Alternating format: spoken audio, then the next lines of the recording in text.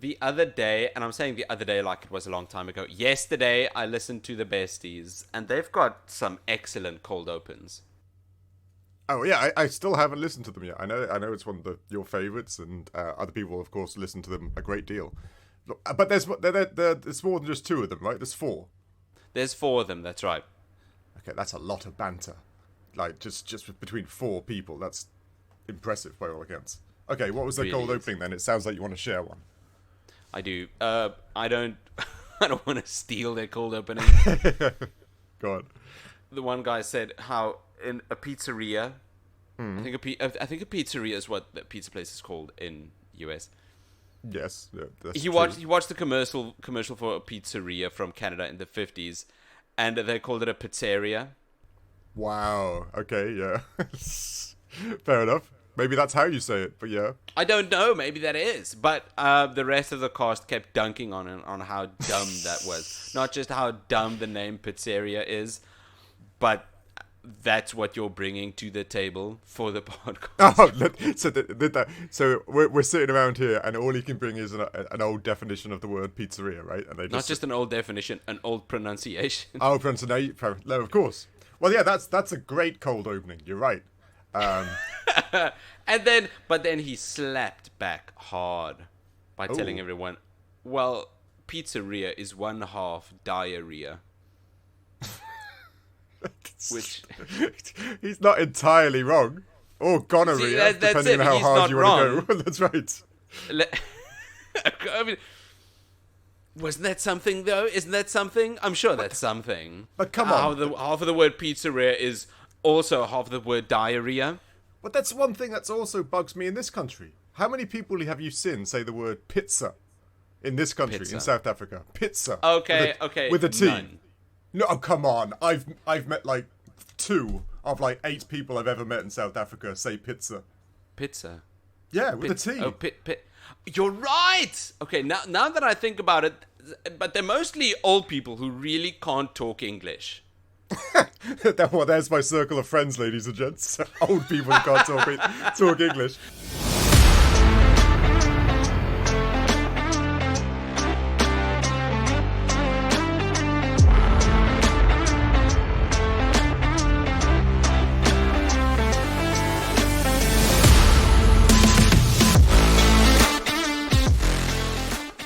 Hello and welcome back to a brand new episode of everyone's favorite podcast, the Critical OK Podcast. I'm your co-host, Nick.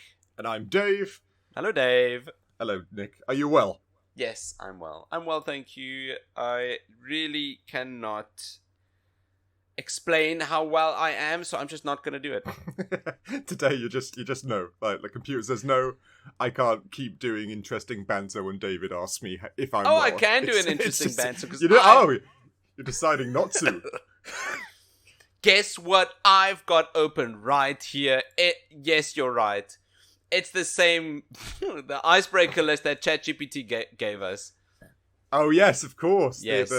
Like, we don't have to do anything anymore. ChatGPT will just tell us all the interesting icebreakers we can think of, right? Exactly. Just do my job. Yeah. Just do my job, ChatGPT, but I still want to get money. Yeah, well, that's what everybody wants GPT to do. Okay, ChatGPT. Can I call him Henry or something? Because ChatGPT is starting to give me a stutter. Let's call him Al. Let's call him Al because that looks like the word AI. That's true. Okay, Al, what's the icebreaker for today? Al is asking, if you could have any superpower, which one would you choose? Everybody always says invisibility, and I think that's just really lame because it's not really any superpower. Yeah, telekinesis. I've always been a telekinesis guy. Oh, I like that. And it's I weird wouldn't stand up ever. You wouldn't stand up ever. No, I would just telekinesis myself to where I need to be. Okay, sorry. Wow, you took it kind of dark. Like, you're just you're never exercising. Your bones, your muscles go into disarray because you float everywhere. I just float. You pull everything. Okay. I was just thinking I'd go to Vegas and control the roulette ball and nobody get yourself money. Yeah, right. Nobody could say I was like cheating because nobody else has telekinesis. Yeah, but yeah, definitely. Telekinesis is always mine. How about you? It would be. I'm struggling between super speed which is another boring one. Yeah, not true. boring, but a lot of people use that. And duplication. Ooh, duplicate. That one sounds thought out. Why duplication? Because then you can just duplicate everything. You've got this thing here that you can just make a duplicate of. Sure, there you go. There's a duplicate, and now you can sell that one. Or you've got two of the thing. You don't need to buy food ever. You could just duplicate this banana. That's true. You could just have. It's a good power because there's like utility to it. Like anytime you run out of a screw, you can just make another one. And anytime you want a sandwich, granted the money thing would be difficult because money is numbered and stuff. It's got they've got. I'm thinking weird. Too seriously into this. Like okay, but how would that work? Let's see. Kind of can duplication actually? But yeah, duplication sounds fun. Things you could duplicate it could be as well. A fun one. Yeah, like there's a lot of superpowers like flight, yeah, super strength, super speed. Kamehameha-ing. Is that a verb? What's the verb for kamehas? To kamehameha. To have kamehameha. No, you're right. It has to be kamehameha-ing. Wouldn't that make sense? Yeah, I think so. So this week we kamehameha all over our Xbox 360s. Whoa. That got overly weirdly like... It was dripping in Kamehas. Okay. I'm not going to touch that one, I don't think. Well, obviously you enjoyed this week's game, by all accounts. I'm pleasantly surprised, Ross. Okay, well, ladies and gents, this week's game is, as I'm sure as you noticed, is a Dragon Ball game. Like of the millions that seem to be out there. It was Dragon Ball Z Burst Limit for the PlayStation 3 or the Xbox 360, depending on which one you played. So I'm surprised that this game came out in 2008, which is, I don't know, the maths is too hard for me to do, but it's quite a long time ago. That is. And I remember buying this game. I was big into Dragon Ball Z. I know I've asked this of you before. Were you into Dragon Ball Z as a child? As an adult, I suppose? This is difficult to answer because no. But also it's complicated. Were you a fan because everybody else was, and you just tried to fit in? I was a fan because everybody else watched Dragon Ball Z, and I was in aftercare at school, so 1 out of every 4 or 5 days, I'd get home in time to watch it. Yes, yeah, okay, I'll give you at like 5 o'clock. I remember it was on. Exactly. So right. I'd not be able to watch it. Missed 3 episodes. I'd completely lose the plot, so I just gave up. Oh, okay. But I know what's going on. I know Goku, Gohan, Piccolo, Vegeta, Nappa, Frieza, Cell, Boo, whoever.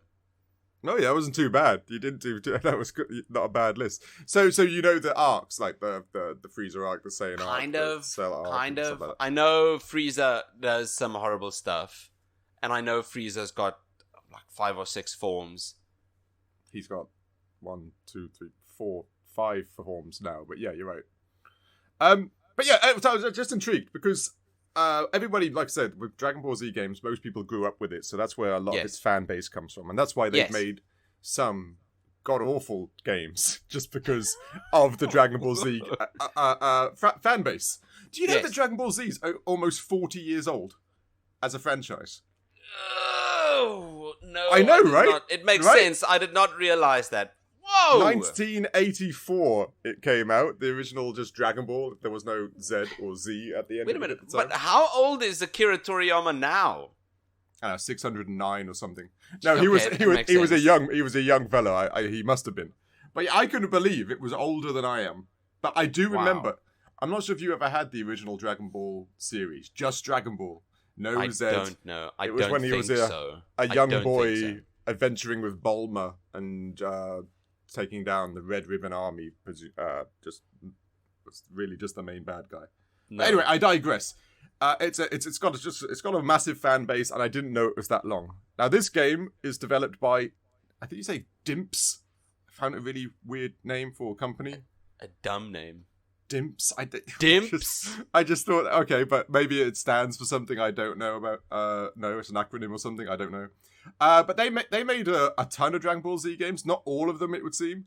And the most recent one, they made Breakers, that weird survival. Did they make Breakers? They made Breakers, yeah. Wow, that's still recent. Yeah, I don't know if it's any good. I know lots of people played it for the hype when it came out, and I think it's kind of dying down because as a game, it's kind of average or mid, as the young people say.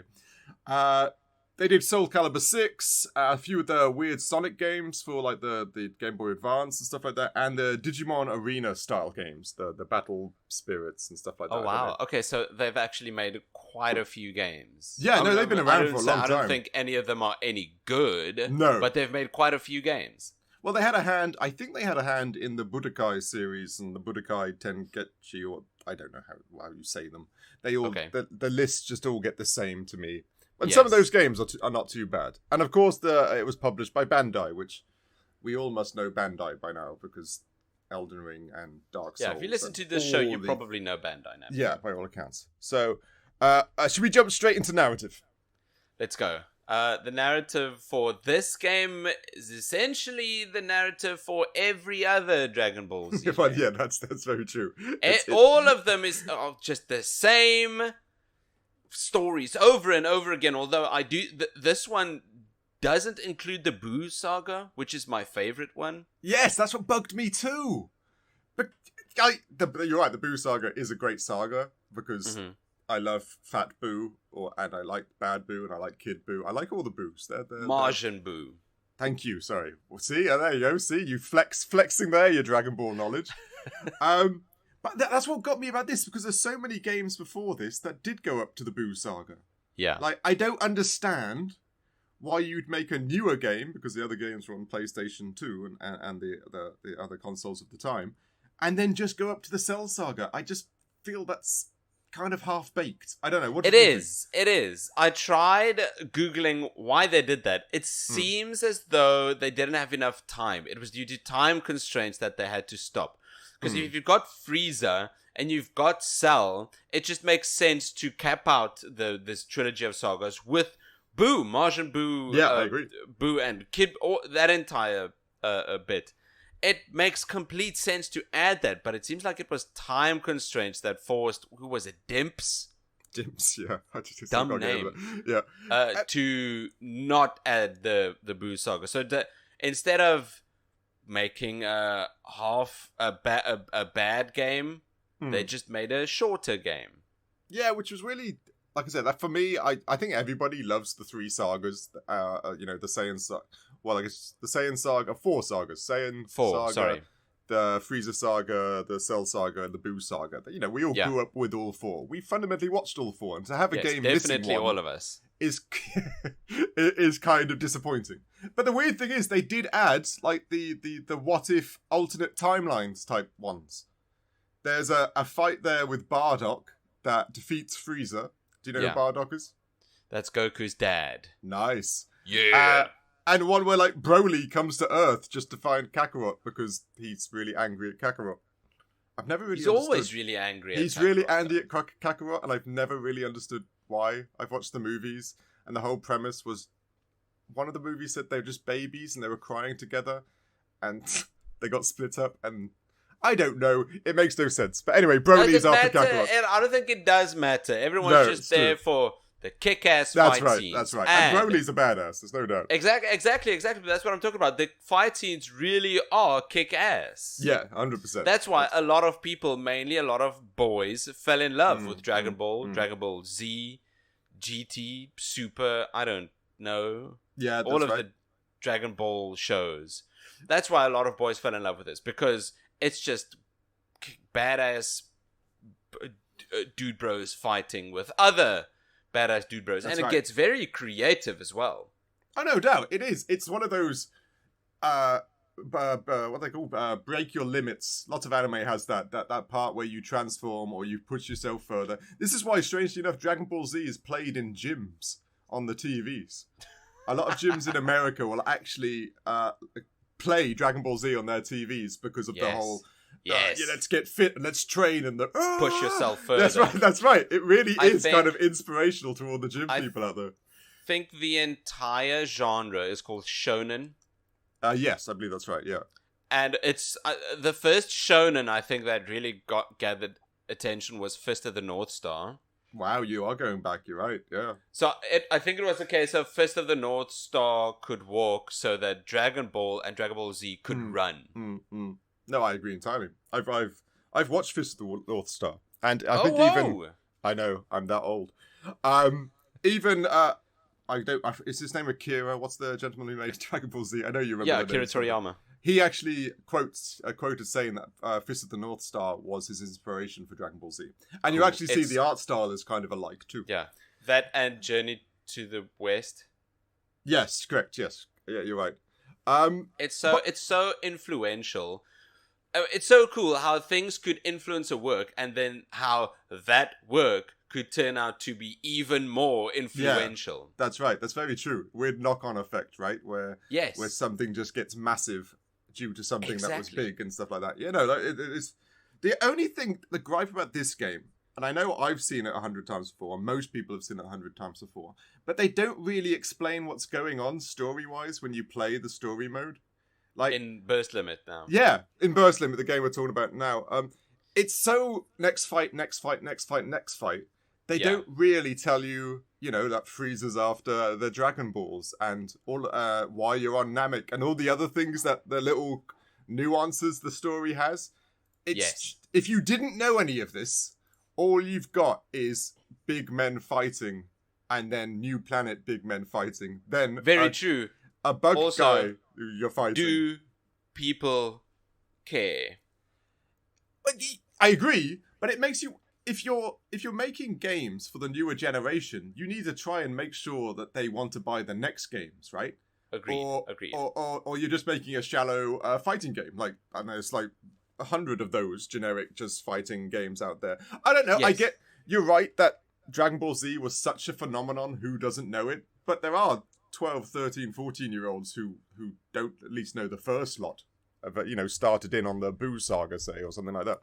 I don't know. It just felt rushed. Like you're not enjoying the story bits. You're right. When I started the Z Chronicles, which is basically the campaign in Burst Limit, it just the scene immediately started. Goku was talking to Raditz, and you're fighting. Yeah, exactly. 3 lines in, absolutely nothing was explained. Yeah. I think this game just assumes you're already a Dragon Ball Z fan because you're watching or have watched the anime or read the manga. Yeah, I agree. I think that's exactly the stance they take. I just feel bad for new people because this is it changes it to generic fighter for people who've not watched the game. For people who watch the anime, so if you watch the anime, this is great. You relive the moments and you get to be Goku again and Gohan and stuff like that. Oh, if you haven't got that part, 100%. Yeah, you're just like, oh, there's a guy. For some reason, this guy's hair goes yellow. That's cool. Like, you're right. This game shouldn't sacrifice story just because it assumes everyone else has already watched it. That's what I mean. Yeah. It shouldn't do that. Although there have been so many Dragon Ball Z games. Oh, yeah. There have been so many. At that point, it's been around for more than 20 years. Yeah, that's right. Even then was a very long time. Mm.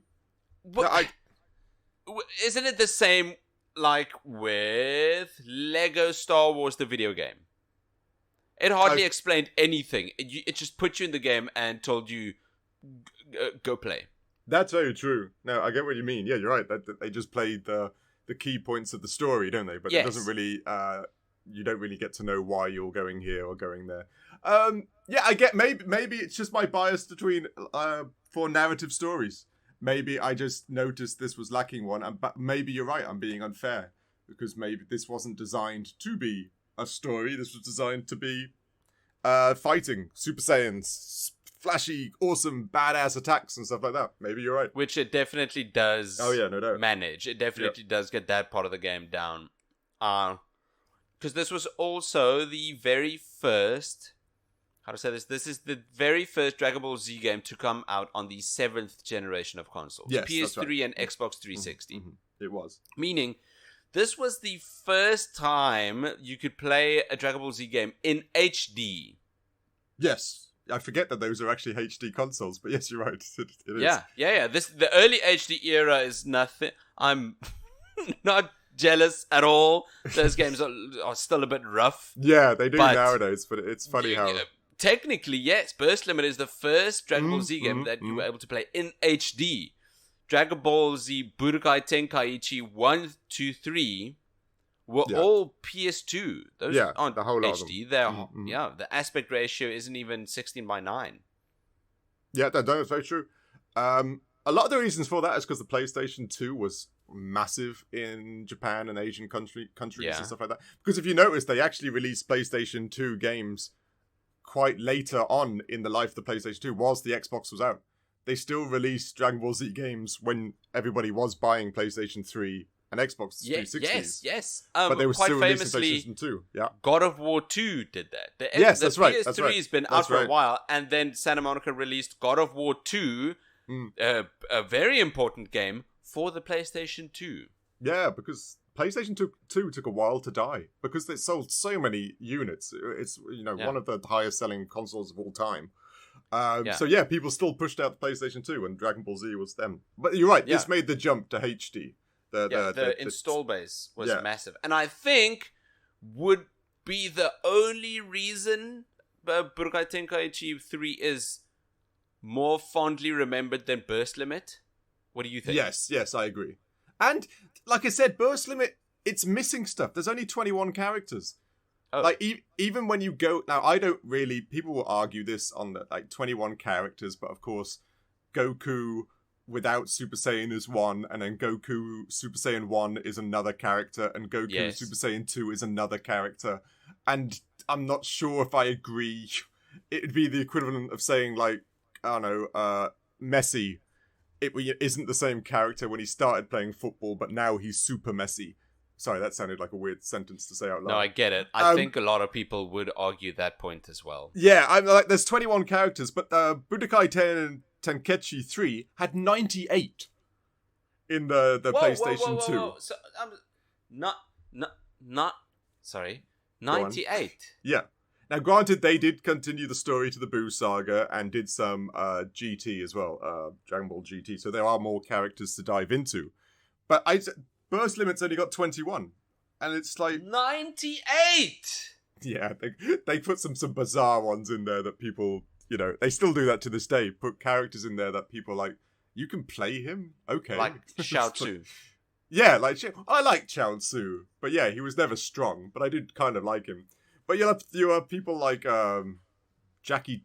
There was a guy not called Jackie Chan, Jackie Chun or something like that. Some sort of you can play him in some of the games, and you can play generic characters that were sub characters in some of the games. But this one only has 21, and that's just your normal drip feeding of the androids, the Gokus and stuff like that. Oh goodness. I was thinking that Burst Limit was kind of on par with Budokai Tenkaichi 3. Oh no. Mm-mm. It was just on a much smaller install base. Yeah. It sounds like Burst Limit is just tiny in comparison. But I think you're right. It could have been the trepidation of going to the new platforms, the PlayStation 3s and the Xbox 360s. Yeah, that could have played a big role into it. Had some impact on the development. Yeah, I'd have said so. Remember, it's a new development kit. I don't know the problems in trying to make for these things. Maybe that was why it... if we're jumping into visuals, I liked it, right? Did you... I thought it...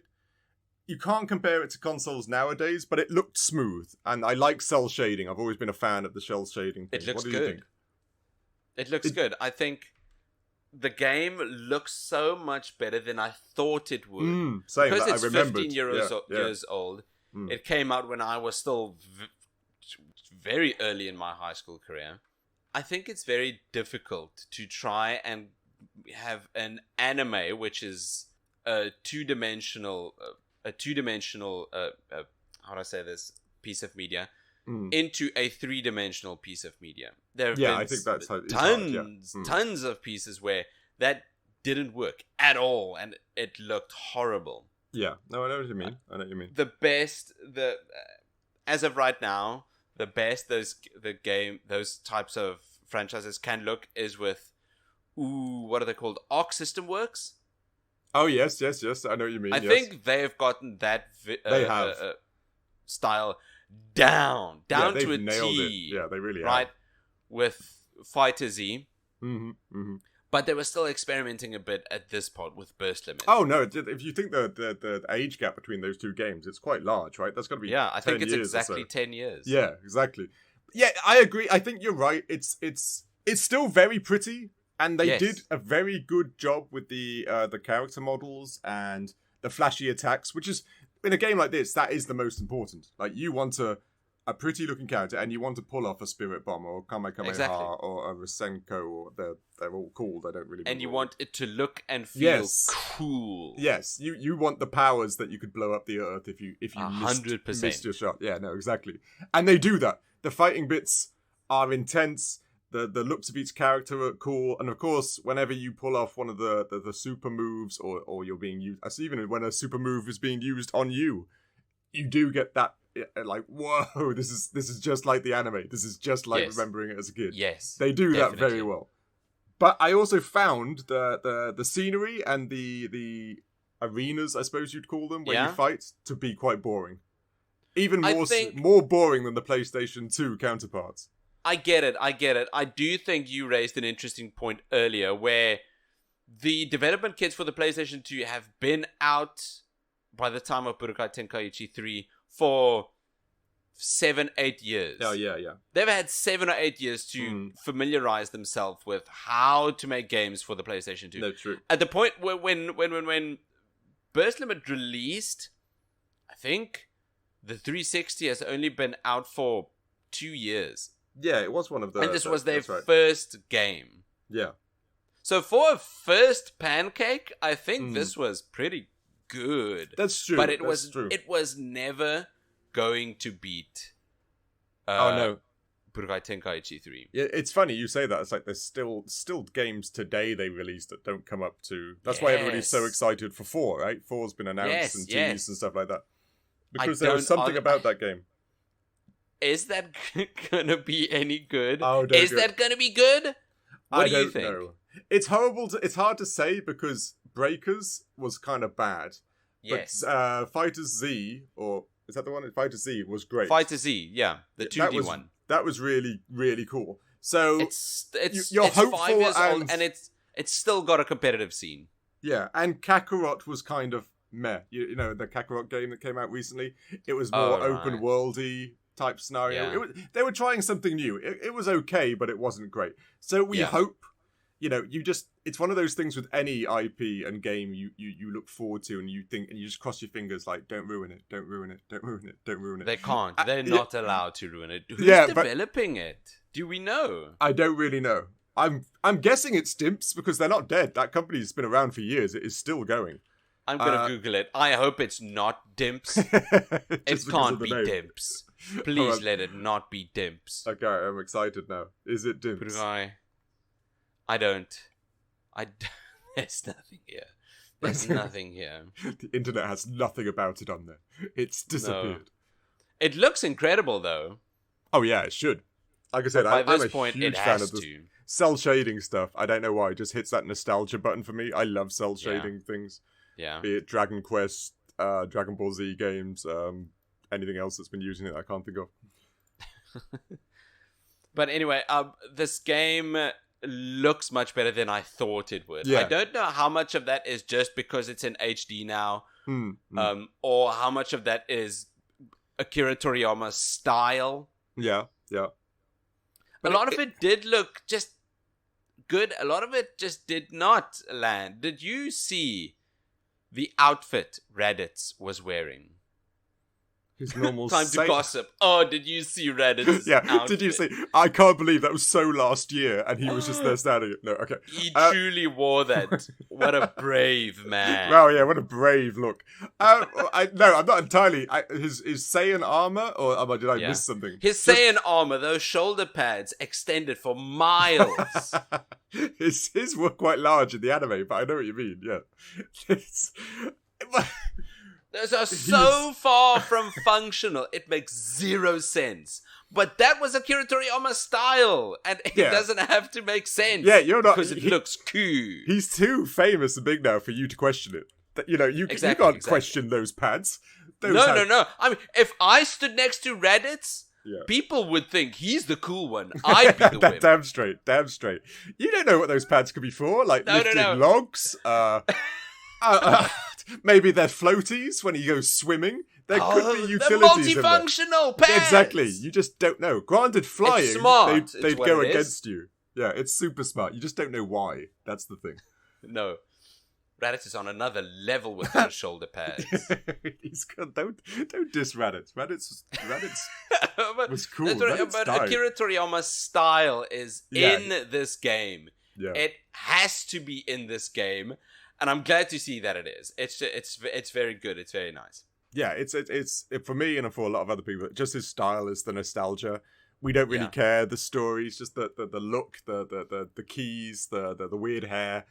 Everything about it is just, I'm biased. I love it all. And this, you're right. I had that same feeling when I went to this game and I played all the newer ones. I thought, well, the graphics are going to look meh because it's how many years old now. Yeah. But I was shocked when you look at it and you go, well, they actually look kind of smooth and kind of... Right? It does. Nice, yeah. And the animation, there's this part where Piccolo does a finger blast. Not a finger blast. I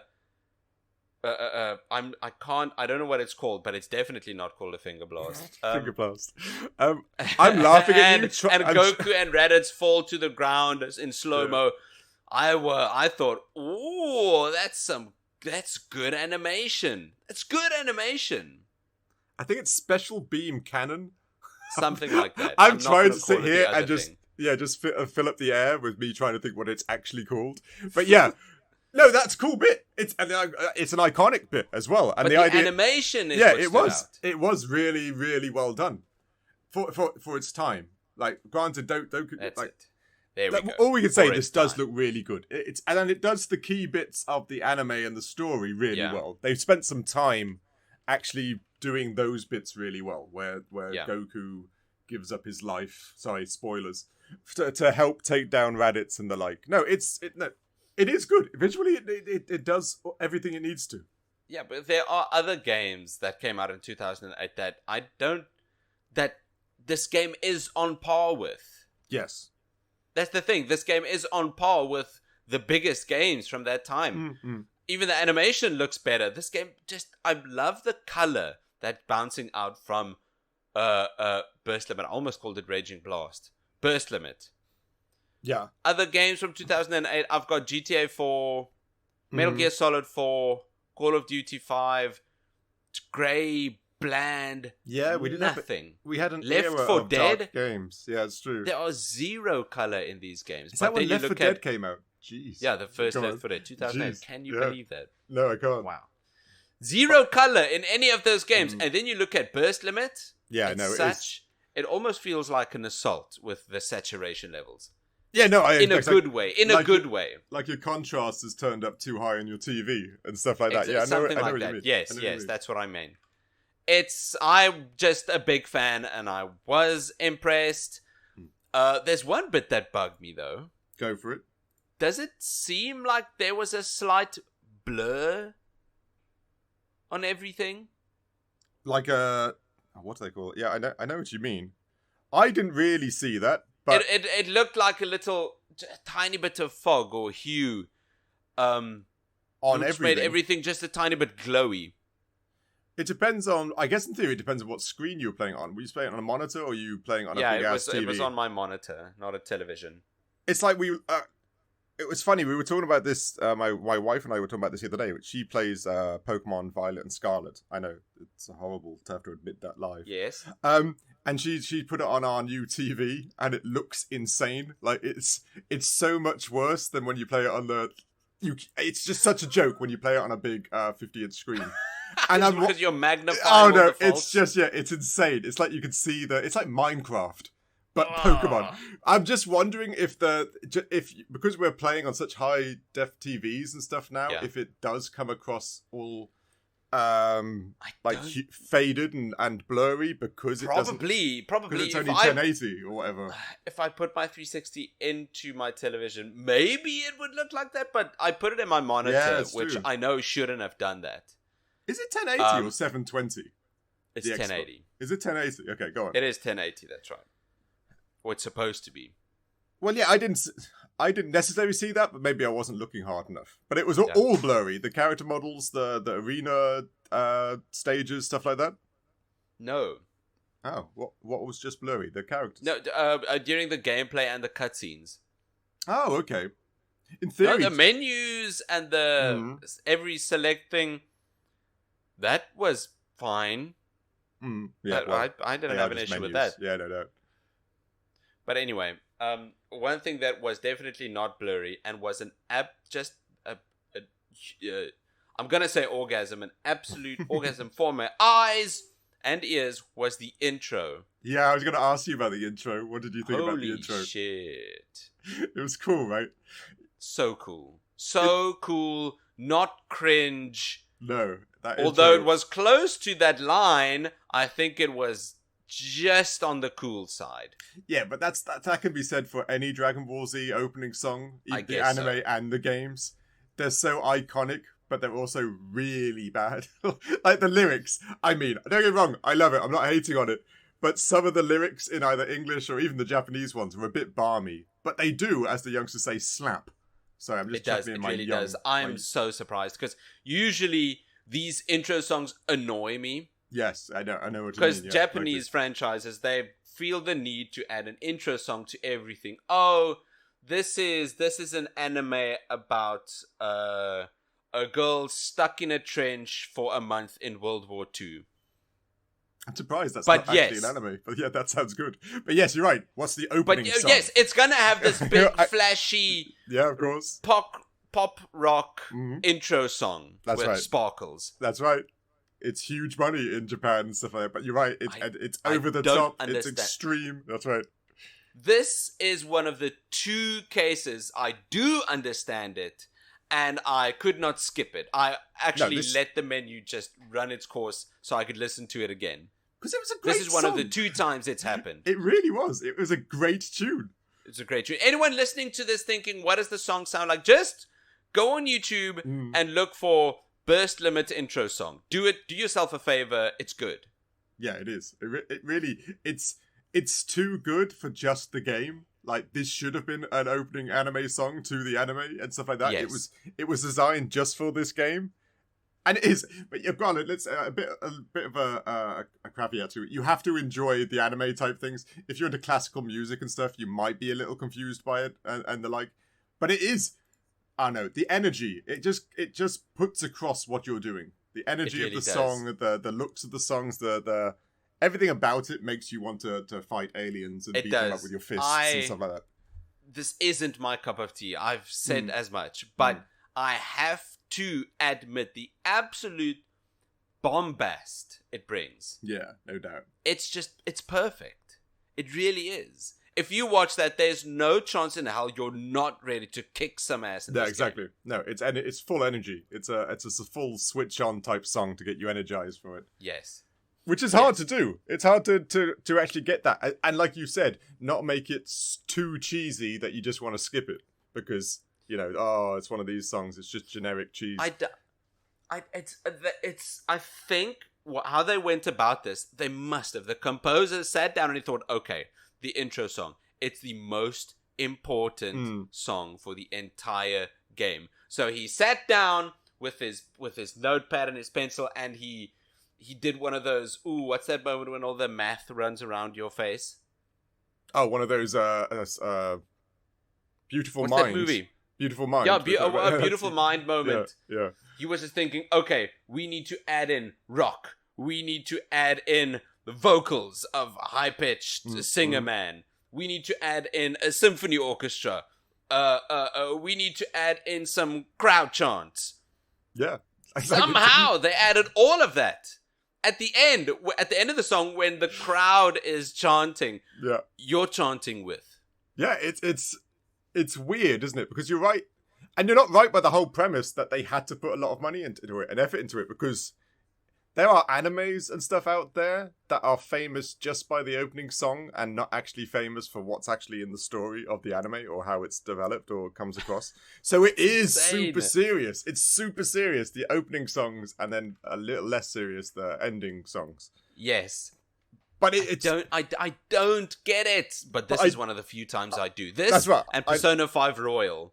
The only times I got it. Oh yeah, Persona 5 Royal is a bit of a special case. They knock it out I think everybody would agree they knock it out the park. Persona. I'm gonna soundtrack watch amazing. it again after we're done recording here. But it's fun to think that, like I said, Nick's got a background in music, and the idea that this isn't normally your type of music, but this one just hits right. That's what I like about just music in general.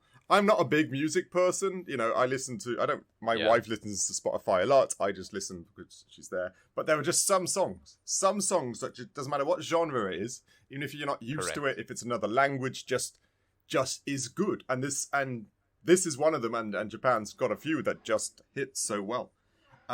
What did you think of the voice acting in this game? The you can't. I can't. I did. The voice acting. Of course, I looked up the voice actors. I didn't need to. It is so obvious that these are the original voice actors. Yes. So you played it in with Japanese because you can do the English dub too. Really? In the options, yeah. Oh, my game started with the English dub. Yes. Okay. Yes. Sorry. Yes, it does. But you can swap it to the Japanese. Sorry. Yes, That's it does. very cool. The game I does didn't start know with... that. No, I did the English because this is the only anime where the English dub's better. Yeah, I'll give you that I can't stand Goku in the Japanese dub because his voice is so childlike and annoying. But yes, I do enjoy the dub of Dragon Ball Z. I love Vegeta. I love Vegeta. Vegeta's such a dry. And I thought it was good in this, didn't you? Good. Go on. No. No? What? Okay. The cutscene. Well. No. Definitely not good. Legendary. Oh, there we go. It is phenomenal. I had to go look up videos. So the voice actor for Goku in the Funimation dub is a guy called Sean Schimmel. There it was. I knew his name. I just couldn't get it. Yes. Yeah, go on. Yeah. This is the guy we all know as Goku. Yes, 100%. And he is still Goku in this game. Yeah. I'm so impressed. I really am. And also the voice for Vegeta is a guy called Christopher Sabat. Yeah, that's right. That recollect. I never knew he was also the voice of Piccolo. Yes, but it's weird. Now you know that, you'll hear it. Now you'll know that he's the voice of Piccolo. You can then spot it. But yeah, granted, two of the best characters. I don't know who got the best gig there. Goku is cool. Don't get me wrong. Yeah. But you combine Piccolo and Vegeta, I think those are a cooler set of characters. And his voice is so cool. They are until Goku starts shouting.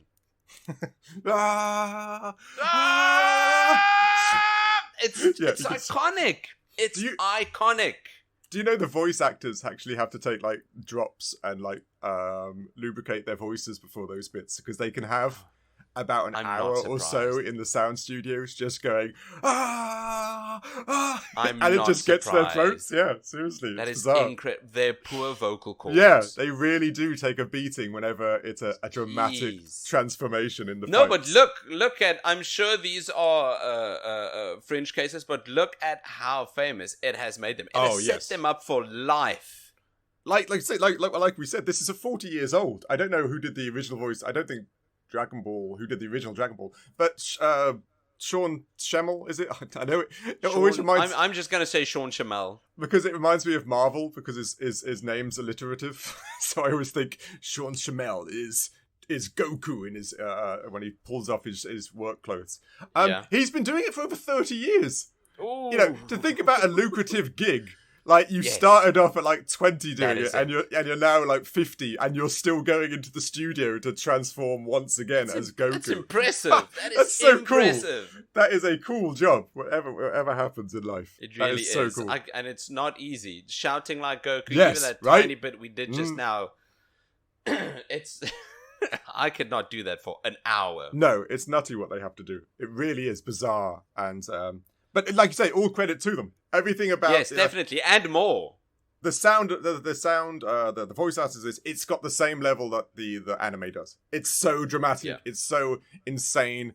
And that's what you're there for. Yeah, exactly. Like I said, we talked how the story is a bit hit and miss. It doesn't really fill it in. But those segments, and when it's voice acted the way it is, you don't really. That's one part you don't need to know. You need to know there's drama here. This is life or death. This is the end of the world. This is the last moment that we may win or lose, and that is portrayed in the voice acting. Yeah. With everything, it is so good. It is so good. How about the? Go on, sorry. I just before we end with audio, I just really like. That when you're fighting, the music is turned up to 10. You just get this loud rock music while you're beating up whoever you're fighting against. It's very good. It's very satisfying and cathartic. I'm a big fan. That's it. I'm done with audio. Okay, should we jump into gameplay then? So let's do it. I know, this was hit and miss for me. I don't know what you thought. I've never really played... At this point, I've played more Burst Limit now than I've ever played Budokai Tenkaichi. Games. Yeah. So I can't really compare it to them. I can only compare it to the Naruto fighter games. Okay, yeah, they're quite a good base. They fundamentally have the same type of aspects to them. I don't know if this is an unpopular opinion at all, but I think the Naruto fighter games are better. See, the thing is, I'd agree. And it depends on which Naruto fighting game you're actually talking about. Oh, jeez. No, okay, never mind. There are loads. But you're right, there's something about the Naruto games which there's kind of like a weird visceral, and it's very balanced. The fighting in Naruto games. I found this game to be not so much. It's one of those games where the fighting is the predominant point, and they try to make it, there's some complexity into it. I know, it's a bit, I remember the gentleman who made the game, they said they were making a Dragon Ball Z game, not a fighting game. But when you play the fighting game, the mechanics in it are somewhat complicated, so it feels a lot more like a fighting game. For example, you've got the drama pieces, which... Yes. Okay, yes, I like those. Those were great, because I forget the requirements to pull them off. So I just loaded myself up with the drama pieces where I could. And then during a fight, it was genuinely a surprise to me when they happened. Which, for someone who doesn't really read or know what's going on, that actually added another layer of fun for me. Because all of a sudden, Krillin would throw me a Zenzu beam or something like that. And I'd be like, whoa, that's so handy. I have no reason why this is happening. But awesome. And it feels like a real fight. It does. Not something orchestrated. But I can see how competitively that you'd actually plan your health going under a certain amount or counter something. Yes. I know they have requirements to activate, which is quite complex. If you were thinking, oh, I'm halfway down to health now, so if I do this, and this, I'll get a Zenzu Bean or a power-up or something. So the fighting is fun, but I found the complexity of it later on is actually quite hard. Like, I couldn't complete this game if it was on hard mode. Like, normal mode was fine, but if this is on hard or extra hard, I'd have been screwed. The fighting system's a bit too complex for me. No, I do get that. I am horrible at fighting games. Same. I do not play fighting games, so when I need to, like this week, I put them on easy and just fumble my way through. So my opinion really should not... When it comes to the gameplay for these games, my opinion should not be taken highly at all. And the one thing, this is going to sound weird, and I'm sure people out there, I'm sure it's one that either you agree or disagree. And a lot of the PlayStation 2 games, you could charge your key by pressing, I think one of the R buttons, I forget what it is. So when you've knocked down, say, Vegeta and he's on the ground, you'd fly to the air and go, ah, and you'd see that cool energy spikes going around you. Oh, yeah. Oh, that's cool. This game doesn't have that. Your energy, your key just gradually builds on its own, which is it's ever so slightly takes the fun out of it. I think they turned it around. Well, you don't need to charge up to become stronger, but once it is charged up passively, you then press a button to fight as charged up man. Correct, yeah. And it's more about power management that way, right? Like, are you going to use this blast, or are you going to wait until you can use the fully powered Kamehameha blast and stuff like that? I think what they thought was, in the Budokai Tenkaichi games, half or a third of the match was charging up your ki. Yes, that's very true. Yeah, it was very Where important. with burst limit, they changed that up so that the full extent of the match was fighting. You just every now and then have enough ki to fight harder. Yeah, or transform and the like. Yeah, correct. Something. Yes, exactly. And I don't know which I prefer. Yeah, I don't know if it's just the nostalgia hitting me because I had such a love for the PlayStation 2 era in general.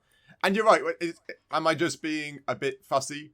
It doesn't really break the gameplay at all. Like you said, once you see your gauge full to level 4, 5, 3 or whatever, you then know that you can pull off this move, that move, or even later on, the complexity is that you can actually guard against their super moves when you're at a certain level of power, which this is just far too hard for me to try and work out. And but apart from the fact that I always found it weird he said this was a Dragon Ball Z game, but it's fundamentally, it's got the fighting game platforms, the time attack, the survival, the tournament. Yes. Every fighting game has one of those in it, which I've never really understood that. I've never gone, this game was great. Now I want to see if I can do it under a time limit, or I want to see how many fights I can take without dying. It's all just faux replayability. Right, they're trying to add some replayability without putting in a lot of work. That's all it is. And nowadays, you kind of unlock tokens and cosmetic outfits and stuff. So there's a degree of, if you want this outfit, then do the time attack in under 5 minutes. So I can see the achievement-based thing. But these games didn't have that. It was just like I guess we have the achievements from Xbox. I guess they were on there somewhere in regards to playing these. But they just, I've never felt the draw to those aspects of fighting games. But then, like you, I'm not a huge fighting game fan. I'm a huge Dragon Ball Z fan, but not fighting game. And that's the appeal. I think a lot of people are just Dragon Ball Z fans and would buy this game if it was a puzzle game. Yes, I agree. Anything with like the Dragon Ball Z just slapped onto it, if you get Sean Schemmel shouting in the background, people would buy this game. Well, yeah, exactly. And it's like the card game, right? There's a card game out which people are just buying because it's Dragon Ball Z. Awesome. Yes, and exactly. There's I think there's even digital versions of that game. I'm not entirely sure. Also not a C. But yeah, it's for fans, this game is great. For it really is. Gamers, this game is okay. It's not bad. I think nothing about this game I can consider that bad. The loading screens were a tad annoying, but then we're just so used to fast loading screens now. That is it. That's it. And we're just spoiled. I think the loading screens for this game does what every other Dragon Ball Z game has done since forever, which they give you something interactive. Yeah, I know. I do like that part of them. That is quite a clever little bit. I've always wondered that if you're interacting with the loading screen with the little games, is your loading screen now taking longer because you're using, CPU power to play the little game on the screen? I've never really known if that's... Probably. I don't know. It would suck if that is the case. Yeah, right? I've always wondered that. If you're playing with this loading screen is keeping you from playing the actual game. Like, are you adding 5 seconds, or 5 seconds is a lot, but like 2 seconds to the loading screen because you're playing it, so you could be playing the game? Anyway, I digress. Like I said, which would then be better? A 6-second interactive loading screen or a 3-second black screen? Ooh. I'd say interactive. I'll give you... I would say that too. I'd say that too. Although I think that would be a very divisive argument. Yeah, people... Like I say, we're because I still... I like Netflix, or no, not Netflix, YouTube adverts. We have 2. And everybody's like, oh, goddamn, I have to wait 30 seconds, 45 seconds for these adverts to go by. Yes. I'm of the era where we had 2.5 minutes to 3 on TV. I'm sure you must have been around. And I know it's a very boomer thing to moan about. But we are very, like with the PlayStation 5, everything loads so quick, and with the instantaneous transitions and stuff, it's so awesome. So yeah, you're right. These most people probably want a quicker transition nowadays compared to an interactive game. But it's an interesting. I guess it'd be interesting to see if Budokai Tenkaichi 4 still has interactive loading screens. I kind of hope How it does. on earth are you going to make a 1-second loading screen interactive? That's true. Are they going to have to actually expand their loading screens just to play a game in it? No I kind of idea. hope they do, but they probably won't. But I don't know. I hope so. Anything else gameplay you wanted to talk about? No, I was trying to segue into performance with the so loading screen. anything else? What out of all the DBZ games, loading screen, like interactive loading screens, which one would be your favorite? Oh, my favorite was the Budokai 3 had the, you know what Saberman is? The little...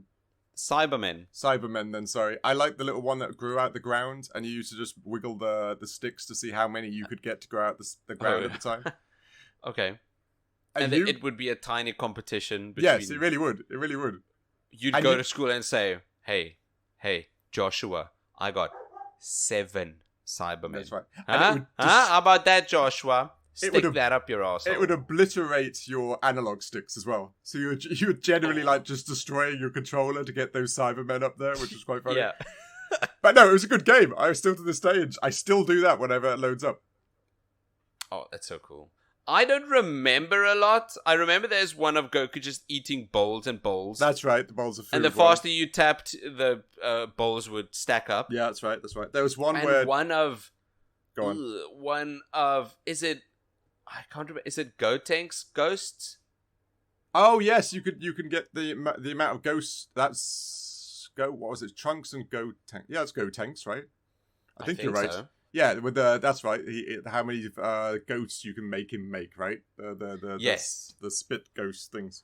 I liked those. They were kind of see how quick you can tap and how many you can make. Yeah, that's right. They could get kind of competitive instead of this one where, granted, it looks cool. You could just slosh around all 7 Dragon Balls. Yeah, that's right. And I know one of the games has Gohan pulling the sword of Z out the ground or something. I can't remember what which game that was from. You probably haven't played it. Right. He just later, when Gohan has to pull that sword out the ground to train. Yes. It's that little animated bit, and you see how many swords you can pull out the ground. Oh wow. Okay, there's a ton. There really is a lot. I think the performance for this game is fine. It runs well, smooth enough. I don't have any issues. I just don't like how I had to do the training because I've not played these games yet. Yeah. And they're divided into tiny chunks. And to really access each chunk, you need to go through a loading screen to get into the battle arena. That's right. A loading screen to go back to the menu. And it takes... The actual training takes 10 seconds. Yeah, but the loading... like 20 exactly. minutes. The loading... So I didn't like that. And I know that's not as much performance as it is just the design of the game. But you're right. It's a bit of a weird... I'm trying to think of the training parts of the other games if it did like that. But I know what you mean because they give you... This is how you learn how to block. Now block this attack. And then you block it. And then they go, well done. Now load the next training scenario, right? And you need to go back to the menu. Yeah, that's right. And then back into the through a loading screen. The game is... The design is great. I really like that your Gohan, Gohan being trained by Piccolo, because that actually happened in the series. Yeah. That's cool.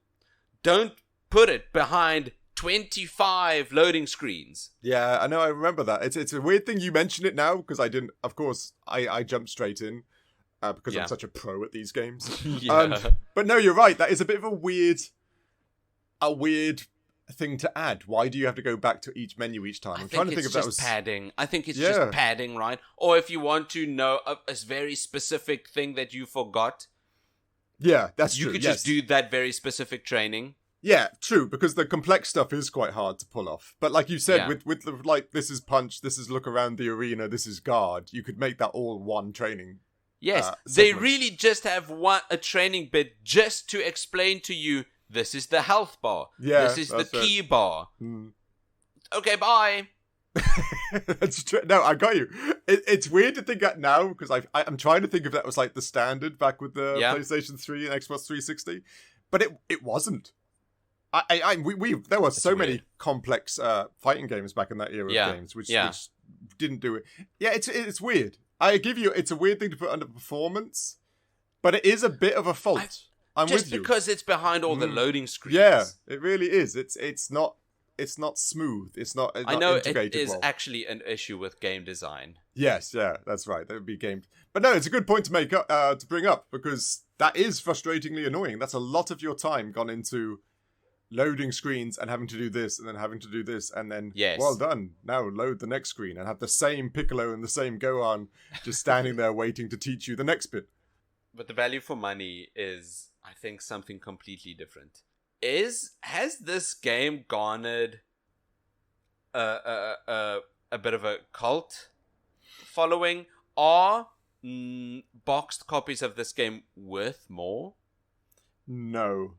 No. Okay. No, this All is right. one of those games that didn't have a massive following. That most people are the same as us. We said this wasn't a bad showing, but it's not iconic. It's not one It's have not to have in my Budokai collection. Tenkaichi Yeah, 3. exactly. Like the copies of that game for PlayStation 2 will cost you more than getting a copy of this game for Xbox 360.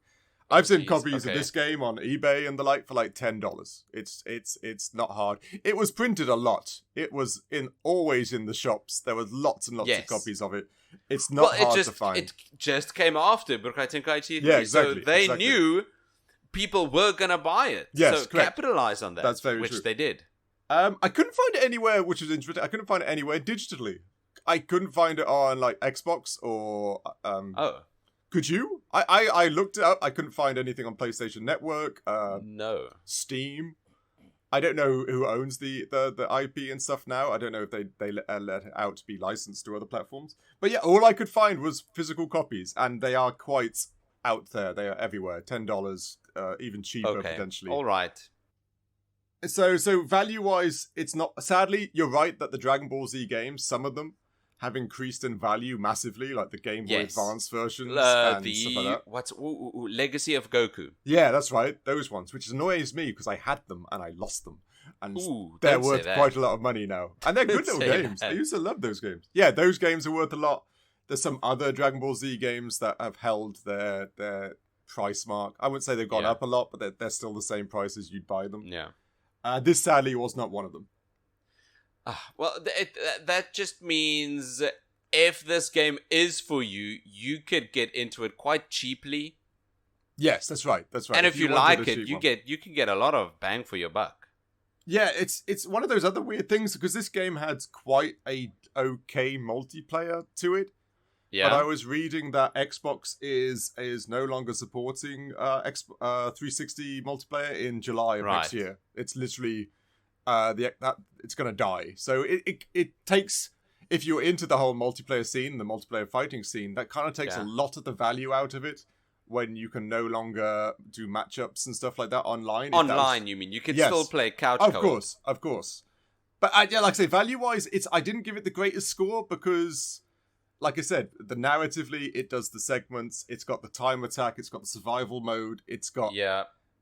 like again, this is a one-time play thing, and then you put it back on the shelf. In my opinion, I think I Gotcha. literally did that. I have a copy of this game, and I think I literally did that. What do you think? Wow. I think if you're a fighting game person and a Dragon Ball Z person, this would have been your go-to game, I don't know, up until maybe Raging Blast released. Or I'm not into this scene as much as other people would be. But I do think, though, that this game is cheap enough that if you want to check it out and maybe see if it's for you, you can do that. So for not a lot of money... Oh, but this released for $60 back in the day, Yeah, right? it really did. Yeah, it was quite pricey. And it's missing the Boo Saga. That bugs It's me. got Yeah, it's still got bugs me. 21 characters. Yeah, okay. No, you're right. I guess you're right. Not as much value for money as other previous entries. Correct, yeah, that's what bugs me the most. That's exactly it. Granted, of course, the PlayStation 2 didn't have multiplayer, did it? Yeah. So you could add, well, this has multiplayer, the PlayStation 2 variants don't. But the PlayStation 2 variants have got so much more. There's so much fun to it as well. Budokai, as you were saying, there's a ton of grinding in there to unlock capsules, to unlock special powers and stuff like that. Yeah. There's a ton to it. This game's just missing that part. That part of... Gotcha. I want to get this. I want to raise him to the max level here. It's just like you said. I think you're right when you said it's their first foray into the PlayStation 3 and Xbox 360, and so they did it a bit conservatively. They treaded water to see how it would go. Yeah. Treaded? Is that a word? Trod Trod water. I don't know. But yeah, this is my first time ever playing Dragon Ball Z Burst Limit. I think I was pleasantly surprised with how it looked, definitely how it sounded, and the gameplay was fine as well, which is making me excited because apparently the Tenkaichi Budokai series is much better. Yes, as a series, it's very getting a sequel next year. Yeah. So there's fingers a crossed. lot to look forward to. What? Fingers crossed, like they don't mess it up, right? Definitely. Full of loot boxes and microtransactions and stuff like that. Don't even. I know, right? Don't even say it.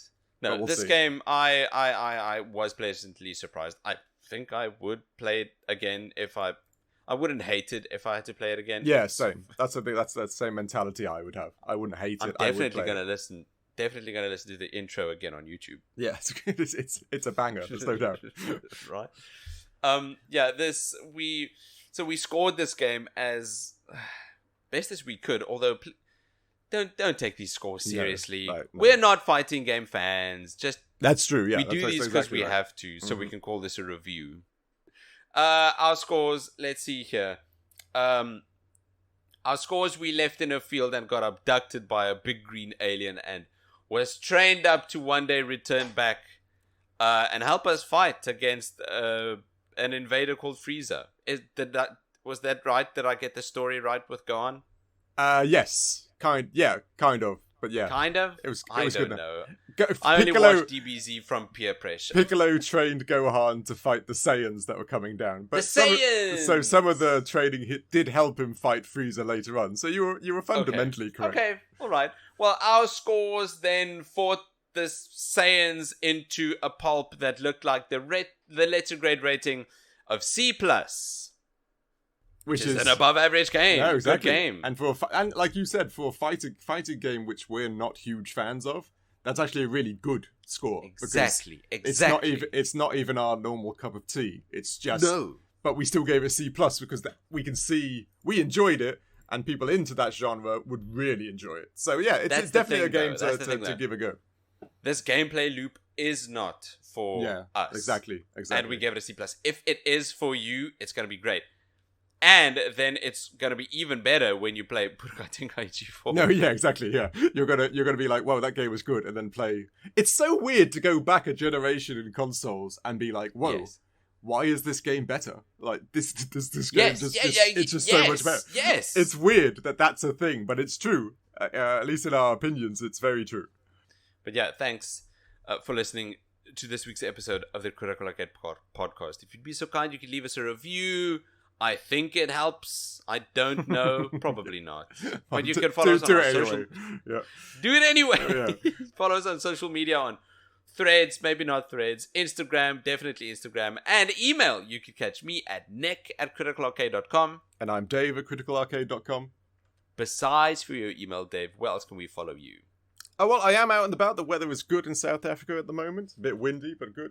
So I will be out and about. But if you do spot me out and about, I am afraid I will add a loading screen between every word that I say. So anytime you want an answer, I'll be and then there'll be a little loading screen. Reason, and then there'll be a loading screen. Now, if that's your thing, which would be really weird by all accounts, if that was your thing, then by all means find me. But it will take a very long time, and you'll be wasting both our times. So just don't find me. Don't do it. If it is your thing, you're lying. We do these bits, and I feel like later, when we're super famous, I'm going to have to do this, like, Where's Wally thing in, like, a Comic-Con, because people have to actually find me. So I'm going to be hiding in a box next to a bin in this far corner of Comic-Con somewhere in Los Angeles, and there's going to be a whole thing, oh, we found him! Sorry. Look at him. That's where my mind goes. Probably finding him's not going to be the issue. It's going to be the following part. That's true. That's valid. That's very true. Anyway. Anyway, don't follow Dave. Rather support us on Patreon for exclusive content, like Critical Cinema and our post show, which you should definitely check out. What have we got lined up for next week, Dave? Next week's game, I believe it's one of our Indie 500s, which is always one of our favourites. It's weird that with all the AAA titles coming out, we genuinely kind of get more excited by indie games, which I don't know if that's the weird state of the world we live in the game industry, but we are. And we're playing a game called Eagle Island Twist, which to me sounds like just 3 words put together. So I'm fairly intrigued. What the hell? Like, let's call it Super Mega Island Fun. So yeah, Eagle Island Twist. I don't know what it's about. Just call it adjective, noun, verb. Yeah, that's right. It's noun, verb. It's like somebody asked ChatGPT, pick 3 words that sound cool and turn it, and there you go. I don't know if there's an eagle. I'm presuming it's on an island, and I'm looking forward to the twist. So yeah, by all means. Whoa, nice. So tune in, next week when we play the indie game Eagle Island Twist, which I don't think either of us have ever heard of, which is exciting. No. It's always fun to dive into those. It definitely is. Thanks again for listening to this week's episode of Critical Arcade. We'll see you next week. Cheers. Cheers.